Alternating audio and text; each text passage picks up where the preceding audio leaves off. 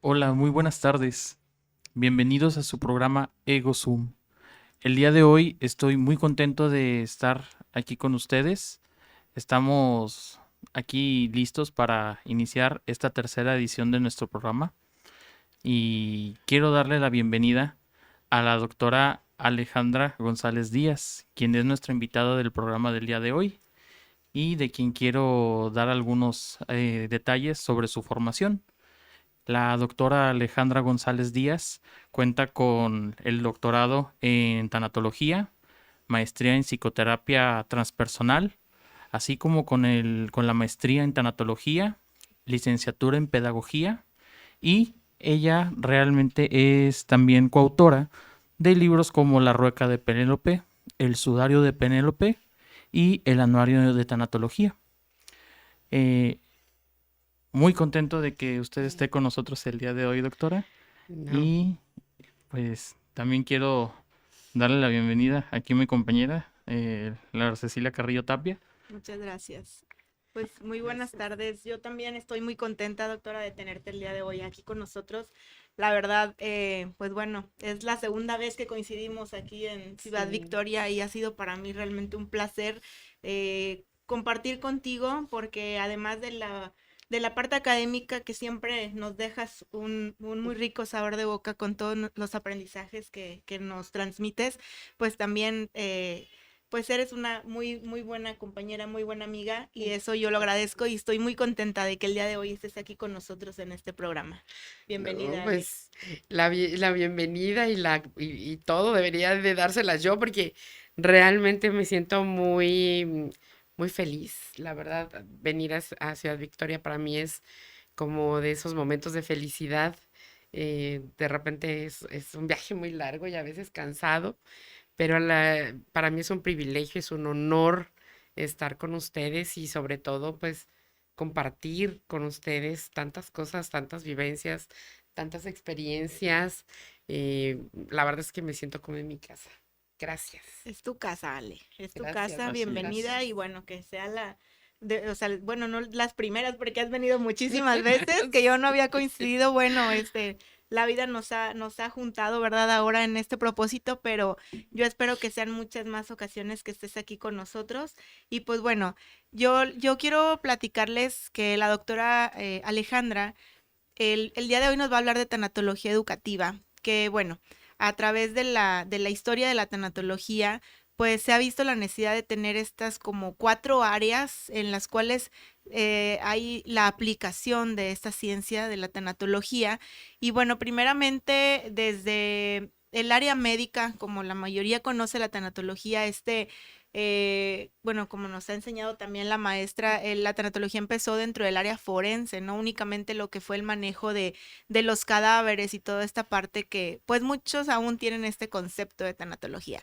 Pero bueno, fue creciendo y se fue haciendo mucho más amplio las áreas donde podía participar, entrando también la psicotanatología, que es la parte que también creo que ya está un poco más conocido, que es esta Ujú. parte de la intervención tanatológica con pacientes en donde se les ayuda a desarrollar, perdón, sus procesos de duelo a través de esta intervención con un tanatólogo de profesión, ¿verdad? Ya con su cédula y demás. Y las otras dos áreas son la tanatología social, que también es donde podemos ver muchos pues fenómenos sociales, cómo influyen, ¿verdad?, en la sociedad, como lo es el crimen organizado, en alguna cuestión de algún desastre natural, entre muchos otros.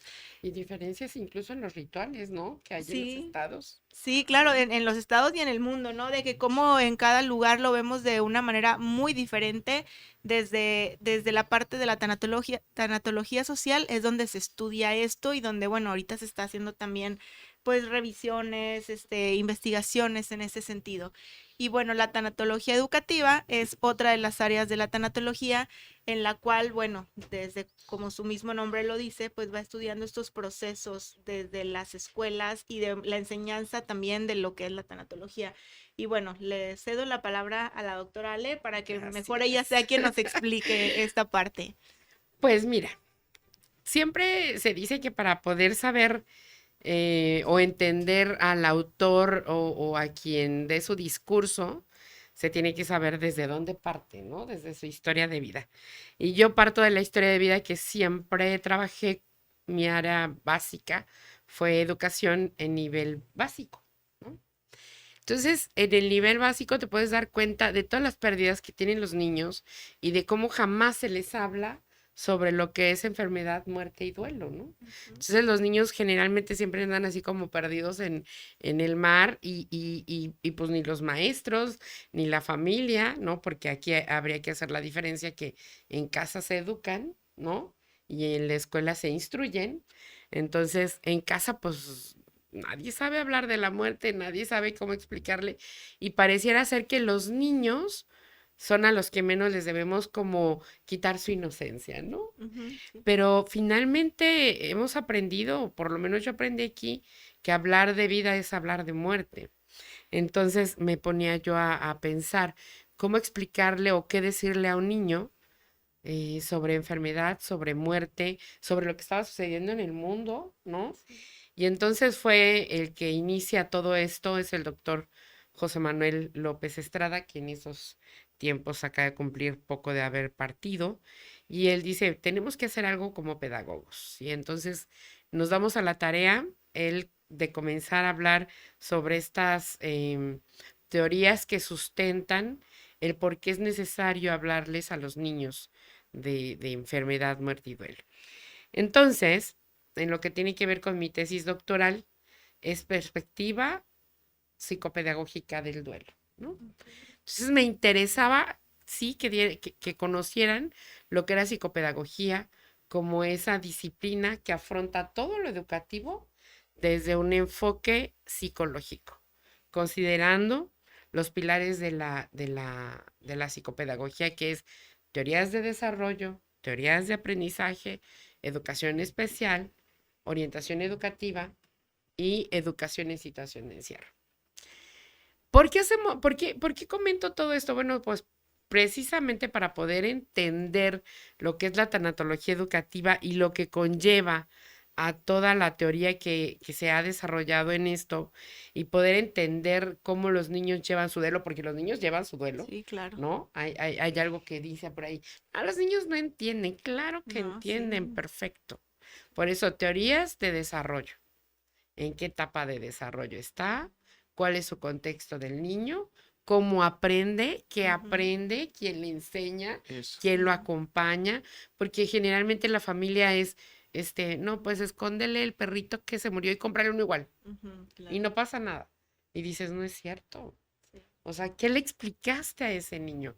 Ah, está chiquillo, no entiende, no, sí, sí entienden y sí sienten, ¿no? Y a veces es también como protegernos nosotros más que a ellos, ¿no? Como esta parte de decir, bueno, es que si a él le duele, pues a mí también me duele porque es mi hijo, es mi adoración y no quiero que le pase nada y que se sienta triste y que se sienta enojado y queremos como liberarlos, entre comillas, de todas esas emociones displacenteras y pues realmente al final creo que es perjudicial en el sentido que son Exactamente. situaciones que a lo largo de la vida van a pasar y no Por siempre va a estar supuesto. mamá o papá para protegerlos, ¿no? Por supuesto. Y hacer también promesas. Toda la vida voy a estar contigo. Eso no es cierto. Ujú, claro. Va a haber un momento en que él va a tomar sus decisiones. Tal vez tú no estés. La línea entre la vida y la muerte es muy delgada, ¿no? Entre la salud y la enfermedad Sí. también. Entonces, no podemos hacer promesas falsas, ¿no? Y por ejemplo, en este sentido, entendiendo el duelo, nosotros entendemos el duelo como un proceso adaptativo, Sí. ¿no? Como un proceso adaptativo donde el niño va a entender hacia dónde caminar, con quién sí, con quién no. Por ejemplo, se enferma la mamá, pues obviamente tiene que llegar alguien a llevarlo a la escuela. Sí. Pero es que está tan apegado a la mamá, ¿no? Precisamente eso es, hay vínculos, hay cuestiones de sobreprotección de las mamás, y entonces cuando llega a pasar algo así, el niño no sabe cómo actuar, y realmente quien sufre es él, Sí. y la mamá no lo va a evitar, no Sí, lo claro. puede evitar, ¿no? Sí, es lo que comentaba ahorita, o sea, no siempre va a estar mamá o papá. Digo, y muchas veces, pues, a veces pasa más pronto de lo que imaginamos, ¿no? Porque al final de cuentas los niños tienen sus actividades, sus rutinas y no está mamá o papá presente. Digo, a mí me ha tocado que de pronto llega mi niño a platicarme alguna experiencia que vive en la escuela. Digo, afortunadamente nunca ha sido algo grave o algo fuerte que lo pudo haber, por decir, lastimado, por decirlo de alguna manera, pero a veces sí en otros niños, ¿no? Entonces es como que pues la maestra muchas veces no va a tener el alcance como para haber visto la situación en general y cómo los proteges en ese momento, o sea, y qué mejor manera que brindándole este conocimiento, esas herramientas para que ellos lo puedan desarrollar de manera individual, ¿verdad? Saber defenderse o saber protegerse, decir, ¿sabes qué? Hasta aquí es mío y lo demás pues que corra, ¿no? Sí, No claro. tomarle esa relevancia. Y fíjate que es curioso porque siempre las mamás, ¿no? Dejan que la maestra les explique, pero la maestra tampoco sabe. ¿Por qué? Por su plan de estudios, por su formación, por su experiencia misma, no tiene con qué, o sea, no tiene herramientas y lo hemos vivido como maestras, ¿no? Llega una niña y te dice, es que se murió mi abuelito y tú te quedas así, es que también mi abuelito se acaba de morir y entonces las maestras entran también, ¿no? Ujú. O sea, ¿qué vamos a hacer? Y es un poco trabajar esta parte de entender que también para elaborar un duelo se necesitan estrategias, ¿no?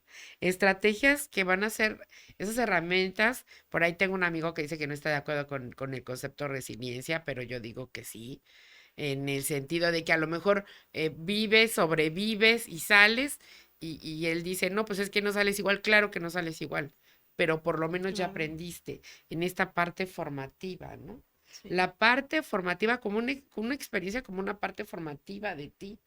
O sea, tu hijo, cuando se escuchó a su compañero, ya aprendió que hay muerte. Ujú, Entonces, esa experiencia es formativa para él. sí, No es una formación académica, pero sí está aprendiendo que algún día alguien se va a morir. Y si mamá no sabe cómo decirle qué es morir, entonces el niño se va a quedar así como que, claro. ¿y qué ahora qué hago? No, y dejarle esta responsabilidad también al docente, creo que pues es una falta de responsabilidad de nosotros como Ujú, padres, porque bueno, yo en mi caso tengo a mis 3 hijos y cada uno percibe la muerte con un enfoque distinto y son mis hijos que están criados, perdón, en un mismo hogar con pues las mismas formas de pensar pues digo, de alguna u otra manera, y aún así cada uno lo percibe distinto. Digo, el ejemplo que yo platico muchas veces es cuando mi papá muere, cuando yo les explico a ellos que, bueno, les digo, abuelo ya, o sea, se murió, porque sí, bueno, yo me siento la verdad muy bendecida en ese sentido de poder tener este contacto con esta palabra que pues muchas veces evitamos ujú, mencionar. ujú, ujú. Entonces, cada uno reaccionó de forma y en tiempos Diferente, distintos, de claro. una manera impresionante que, bueno, yo no imaginaba cómo esto iba a ser y cada uno lo mencionó de una manera diferente, lo vivió de una manera diferente y hasta la fecha lo siguen manifestando de una manera distinta. Sí, Entonces, pues mucho más un docente, ¿no? O sea, ¿cómo dejamos a los docentes, ¿no? Como papás de que, ay, bueno, pues que él le explique, cuando ni siquiera conoce nuestras creencias en casa, lo que le queremos decir o no al niño, que está acostumbrado a escuchar, o sea, es una y, responsabilidad. y fíjate, tú me hablas de procesos de una familia regular. Ujú, ¿Qué pasa cuando la familia no es regular? Entonces, esa situación o esa carga o esa premisa que debe ser que quien cumpla la función de parentalidad en el sentido, entendiendo por parentalidad, quien nutre y quien cuida y ujú, quien da afecto. sí, Ese va a ser el que tiene que cumplir esa función de dar explicaciones sobre sí, lo que está pasando. Ahora, vamos a entender el duelo como un proceso educativo, no como un proceso, entendiéndolo desde la sí, psicopedagogía, ¿eh? claro. Porque desde la psicoterapia, pues es un proceso pues, de terapia, ¿no?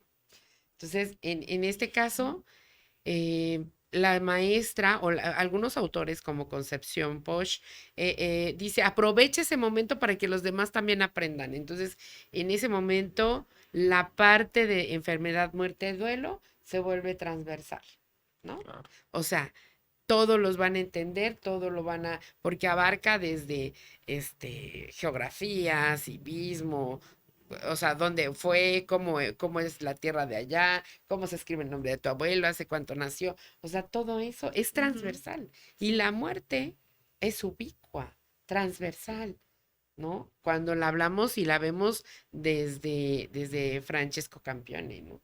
Cuando dice, tienes que darte cuenta que todo esto está siempre presente en todo momento, en todo tiempo y en todo lugar. Manuel lo decía, es como una situación adverbial de modo, lugar y tiempo. Sí. Siempre está presente y la mayoría de mis compañeros, amigos y demás que son maestros de educación básica, de repente se dice, ¿y qué hago con esto? Solo escúchalo.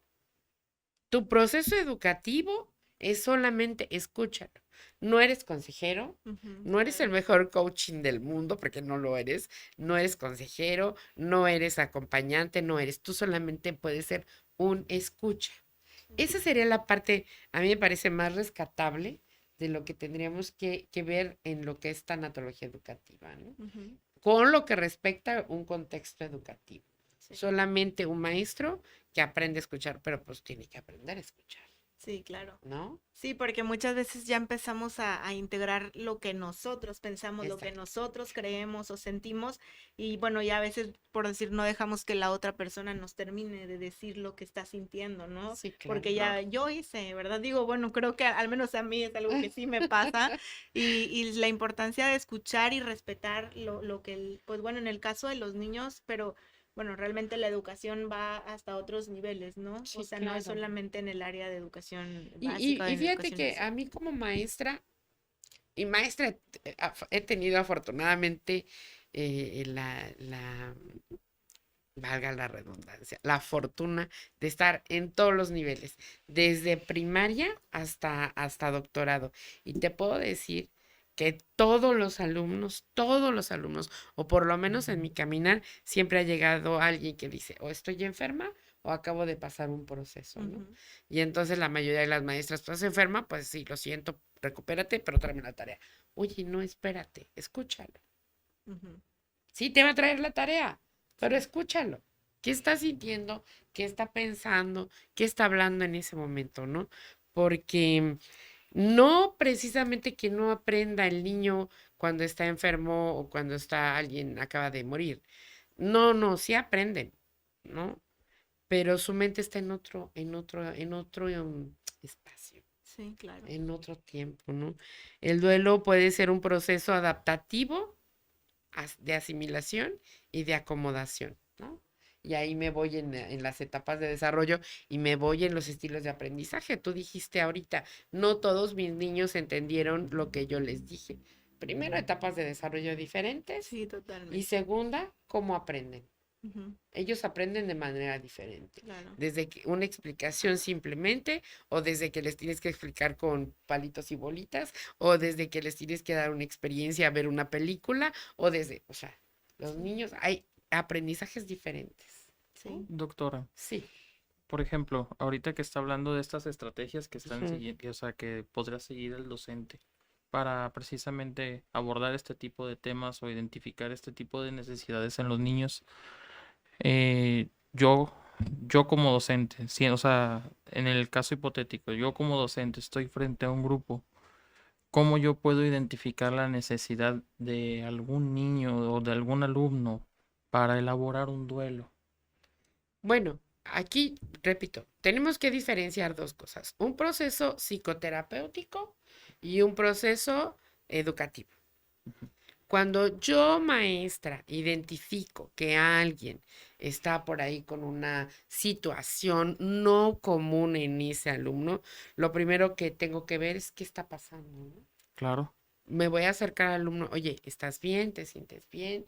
Nos ha pasado, vemos a niños que siempre han sido o adolescentes o adultos, yo Sí, hablo de adultos, que siempre han sido así como, pues muy constantes, y de repente los ves bajones, ¿no?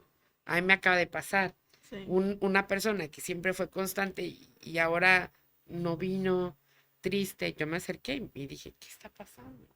¿Qué te pasa? Y entonces la pregunta sería ahí, ¿por qué pasó? claro. Un ¿Qué, primer contacto. Un primer contacto, exactamente. Esa es la función del docente. Claro. Sí. Ser un primer contacto. Exactamente. Pero uno, no ese primer contacto de el chisme, ¿no? No. Ay, ya te enteraste que la fulanita. No. Primer Claro. contacto de guía. Sí. Un primer contacto de poderle decir, señor, señora, quien se acerque a la escuela, esto está sucediendo con su hijo, ¿por qué no lo lleva a algún lugar? Sí. O sea, no es una cuestión de Sí, de ah, enterarte como para hacer sí, difusión, ¿no? exacto. Y poner a lo mejor en una exhibición al alumno, ¿no? Digo, Y a la familia, ¿no? sí, claro. Fíjate yo lo he visto mucho, sobre todo cuando ha habido personajes que en su familia se han suicidado, ¿no? Lo primero que hay es un señalamiento de que mal estuvo la familia, tuvo la culpa, pero nadie se preocupa por decirle al niño qué sucedió, Sí, claro. ¿no? O sea, todo el mundo, o sea, pareciera ser, fíjate, y hablando ahí de lo social, pareciera ser que la fiesta es de la familia. Sí, claro, eso nos queda claro. Todos los rituales después de una muerte son para que calmes tu angustia, tu dolor, Sí. ¿no? Pero se te olvidan los niños, Sí, o no los dejamos ni ¿no? siquiera participar de ¿No? eso. Y entonces ahí es, ¿qué espero de esto? ¿No? Sí, El doctor José Manuel tenía mucho la idea de que toda experiencia podía ser formativa. Formativa en el sentido de que algo ibas a aprender claro. de ello. Y yo les digo siempre a las maestras, no tengan miedo de escuchar a un niño que les dice, es que mis papás se separaron, mis papás se aventaron las cosas, mi Sí, mamá, al contrario, escúchenlos. No les des consejos solamente, ¿y tú qué hubieras querido? Escucha su discurso. E incluso en dos estrategias de la enseñanza de Hans Ebli, siempre menciona que la narrativa es lo mejor que puedes utilizar como una herramienta dentro de un contexto educativo. Claro. ¿Por qué? Pues porque políticamente está prohibido dar terapia dentro de una escuela, claro. ¿no? Ujú, sí. Políticamente está prohibido que tú abraces a un niño, que tú lo beses, que lo toques. No lo puedes hacer. Entonces, ahí lo que tienes que hacer es escuchar. Eso nadie te lo prohíbe.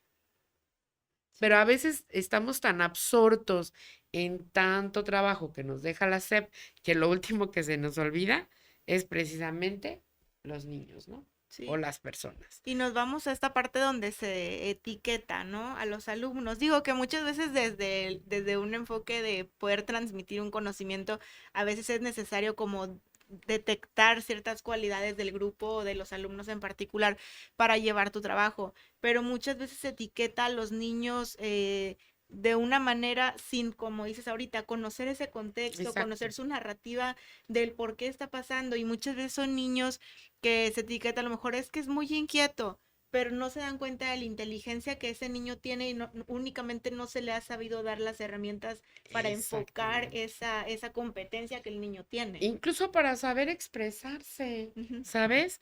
Y por ejemplo, cuando sabemos que una persona es resiliente, ¿no? Vamos a entender tres cosas. La primera es una visión asertiva de las cosas, ¿no? claro, No es decir, ay, qué bueno que mi abuelito se murió, No. viva, viva. Bueno, entender, ya estaba grande, ya no puede hacer esto, ya no puede hacer otro. Yo me recuerdo mucho cuando me dijeron, de alguien que perdió decía, es que mi papá ya sufría mucho, mi papá lloraba de mucho dolor, mi papá ya no se levantaba, mi papá ya no, llegó un momento en que nada le hacía y pues, decidieron quitarle los tubos, ¿no? Y había niños, porque los niños son agresivos también en algunos momentos. Lo mataron, no, fue dejarlo que se fuera. ujú, El claro. niño lo decía así, ¿eh? Y los otros decían, no, ya fue cuando hicimos un grupito, comenzamos a platicar y bueno, no es matarlo, sino dejar que la vida fluyera. Sí, Claro. Y la vida decidió detenerse. Sí, pero digo, como hemos comentado en otros momentos, es esta parte de cómo nos han educado, qué nos han Exacto. dicho de todo esto. Y pues bueno, quiero pensar también que para quien desconectó no ha sido tan fácil, pero No, pues si al niño no se le explica esa parte, pues cómo lo va a entender, ¿no? Y sí. entonces, bueno, yo hace poquito tuve la oportunidad de ir al receso de la primaria donde está mi niño. Y bueno, noté muchas cosas. La verdad es que a mí me parece muy bonito observar cómo los niños se desarrollan. Y una de las cosas que observé fue, bueno, que los niños son muy amables mientras se les dé un contexto amable, ¿no? Sí, claro. Entonces era así de que todo, por favor, gracias, muy atento, su manejo del dinero impresionante, la verdad, me tocó ir a la venta y fue así de que yo estaba muy impresionada. Pero la parte que me emocionó muchísimo fue porque estaban preparando un musical. Y todas las niñas, sin ayuda específica de un docente, se pusieron a organizar el baile que les correspondía y lo hicieron prácticamente nada más porque no traían el vestuario, pero como si ya fuera el día del evento. De verdad yo estaba chinita y hasta le escribí a mi familia en un grupo que tenemos y les digo, la verdad es que estoy impresionada de cómo los niños se desarrollan, se manejan, se ponen de acuerdo.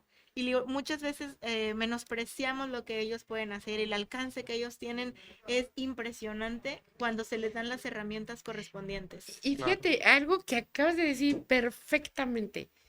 Un adulto trae tantas cosas Tantas arrastrando, creencias tantos limitantes. conceptos, tantos que a Sí, veces decimos, no, no, no, la muerte, por favor, no. Pues sí sí. es dolorosa, pero no nos queda claro, no nos enseñaron culturalmente que la muerte es obvia, ¿no? Sí, como dijiste hace ratito y me encanta esa frase, imposible hablar de la vida sin hablar de la muerte, Sí, por supuesto. imposible hablar de la muerte sin hablar de la vida. Sí, sí, Y sí. muchas veces yo identifico, eso es muy cierto. De hecho, inevitablemente, llegado a un punto, se habla de vida con los niños, claro. Mira, esta plantita, ella también tiene vida, como este animalito, como tú, o sea, también tienen vida, pero esa parte de que también en un momento no la va a tener. Y esa Exactamente, parte es muy importante. Y a exactamente. veces, precisamente los adultos no lo ven de una forma en la que piensan, si no lo habla ahorita, es porque necesita ser en un momento donde sea el más fuerte. Y no, No, realmente el momento, o sea, tiene que ser en el momento que se hable de vida, hablarse de la muerte. sí, ¿Para qué? Porque le da a uno las herramientas necesarias sí. con este conocimiento, con ese aprendizaje. Y realmente es darle tiempo a esto, o sea, este tipo de pláticas con ellos, muchas veces es un impedimento para que ellos el día de mañana tengan la verdadera fortaleza Ujú. de poder Entonces, afrontar un... ¿estás de acuerdo Sí, que quien se debe encargar de esto es la familia? Sí, claro, totalmente O de quien acuerdo. cumple una función de parentalidad dentro de la familia, ¿no? Sí, claro, con Y quien el ahí, niño tenga ese vínculo, ¿no? Que pueda sí, además abrirse y comentar lo que requiere en ese así momento. es. y entonces, cuando hablamos, por ejemplo, ya les dije de educación especial, ¿no? De esas personas que en algún momento, y es algo que tenemos muy abandonado, ¿sabes? Y que yo he estado por ahí, y la maestra Karina me va a dar un golpe en mi cerebro porque yo le he dicho mucho, Karina, tenemos que hacer algo por esas personas que están en duelo porque tienen un hijo que no es regular, ¿no? Sí, Yo siempre lo he dicho, necesitamos hablar con ellos y yo sé que lo aceptan porque la sociedad te dice, ay, es un angelito tan hermoso. Y no, espérate, es que tiene que ser otro proceso. A lo sí, mejor para unos es funcionar, por supuesto, pero para otros no es. sí, Claro. Y es algo disruptivo y doloroso. sí, claro. Disruptivo como lo maneja el doctor Luis Trejo en el sentido de algo que corta tu vida en un momento y Ujú, te saca, o sea, ¿qué hago ahora? sí. ¿Hacia dónde voy? ¿Qué conozco? ¿Qué digo? ¿Qué, Sí. no? Te ¿Cómo cambia actúo? totalmente la idea, ¿no? De lo que tenías a lo mejor como un plan, ¿no? El cómo llevar las cosas en ese sentido. O la Sí, perspectiva, Ujú. y la totalmente. otra, y que quede bien claro, a veces los niños no elaboran un duelo aunque haya una pérdida. ¿Por qué? Porque puede ser que el papá realmente nunca estuvo presente, Ujú. ni lo conocía, ni convivió con él. ¿Y por qué no lloras si es tu papá? Pues porque no hay un vínculo, Claro, ¿no? claro. Entonces tampoco hemos aprendido como a explicarles que hay cosas que se pierden y se pierden y no pasa Y a lo nada. mejor yo pienso que le va a dar tristeza porque a mí también, pero en realidad ellos ni en O cuenta, a ¿no? veces que Con se la muere el situación, abuelo, un claro. abuelo que nunca vieron, un abuelo que no conocieron, Sí, un abuelo que solamente conociste tú porque eras la hija o yo porque era la hija, ¿no? Pero con ellos no había un vínculo. tal vez lloran más por ver a mamá llorando que por lo que realmente Exactamente, significaba. exactamente. Pues ya nos queda muy poquito tiempo, Ay, y, doctora, se me no, pasó muy y rápido. fíjate Sí, que ya yo quiero abordar esta parte de educación en situación de encierro, en esta parte de duelo con esos niños que están viviendo dentro de cárceles, que están viviendo en hospitales, que están viviendo, ellos también están pasando un duelo y nadie se preocupa por Claro, acercarse con ellos, ¿no? sí, Y ahí es donde digo, la tanatología tiene mucho campo que hacer, pero a veces nos vamos como con esa parte de, pues, si me pagas, voy. ujú, claro, No, y repito, seres como no sé, subiría, como dicen, pues tienes que profesionalizar la tanatología. Sí, tienes que justificar la tanatología, sí, pero también no se nos puede olvidar la parte humana, humana. Ujú, de donde surge la tanatología, claro, ¿no? sí. Y entonces ahí es donde yo me quedo Ujú, pensando hasta dónde la parte educativa. Y yo, honestamente, la parte educativa es en todos lados, sí, ¿no? así Una, es. una, una simbolización ubicua sí. para mí. Y creo que la tanatología en general así es. Es una ciencia que creo que ha enamorado a muchas personas por esto, por el alcance que tiene y por esta parte humanista de poder como llegar por muchos frentes a tener un apoyo, ¿no? Claro, Entonces, claro. pues, Ale, la verdad yo bien contenta, como te Ay, dije hace ratito, de que estés aquí. Y pues bueno, tengo también la confianza de que pronto vas a estar aquí nuevamente con nosotros en si este Dios lo programa permite. para ahora sí como que tocar este tema que comentas, porque creo que es algo que a muchos nos puede Sí, interesar, sí, que de pronto son situaciones que consideramos aisladas, pero nunca sabemos en qué momento de la vida pueden estar presentes y poder tener tal vez estas herramientas, como dices, al menos para escuchar de forma asertiva a alguien que esté cerca de nosotros en esa situación, como dices, alguno de nuestros familiares, niños en un hospital, que ahí a veces se tienen esta educación exacto, también, exacto. como dices, los niños de que están en cárcel, En el pues DIF, sí, ¿no? en casas Sí, De hecho, digo, en muchas situaciones que de pronto no son desconocidas, creo, para la mayoría de nosotros. Sin embargo, como que a veces no tenemos la percepción o el alcance de hasta dónde puede ir toda la situación que viven estas personas, ¿no? fíjate que yo tengo, perdón que te interrumpa, perdón que ya esté yo aquí, pero uno de mis ideales ha sido aquí en Ciudad Victoria trabajar con esos niños que son víctimas de crimen. Sí, Siempre, desde que yo conozco al doctor Raúl Carrillo, que en paz descanse, y cuando me habló de esta situación, siempre me llamó la atención, sí, ¿sabes? sí. Y ojalá ya algún día pueda encontrar ese contacto y es un que me trabajo muy lleve, bonito. que Sí. me lleve allá. Creo que hay mucho que hacer porque Sí. es como cortar un círculo de una situación bastante delicada que creo que puede dar una transformación, una verdadera transformación de una situación que pues nos ha tocado a todos de una u otra Sí, manera. sí. Y pues bueno, Ale, pues aquí tienes este espacio cuando Muchas gustes gracias. venir y podemos tocar este tema que comentas. Creo que va a ser de mucho interés para nosotros y para el público Por en general. supuesto. Y pues bueno, agradecer a Radio Next por el espacio que nos da de este programa Ego Zoom. Y pues bueno, pues para cerrar, Sergio, te cedo la palabra. Muchas gracias, Ale. No, yo Muchas al gracias, contrario, gracias. Gracias. encantada, encantada de verdad Es de su estar casa, aquí con doctor. ustedes. Es su Muchas casa. gracias. Ya adóptenme. Sí, Sí, ya, ya, claro. véngase para acá. Ok, muchas gracias. Pues bueno, agradecerles mucho su presencia el día de hoy en este programa.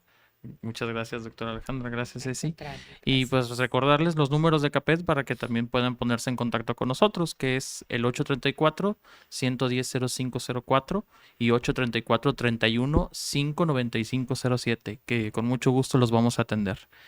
Y con este aprendizaje, con mucha fe y esperanza de que pronto estén más cerca de decir yo soy. Muchas gracias. Hasta siempre, gracias. Sí.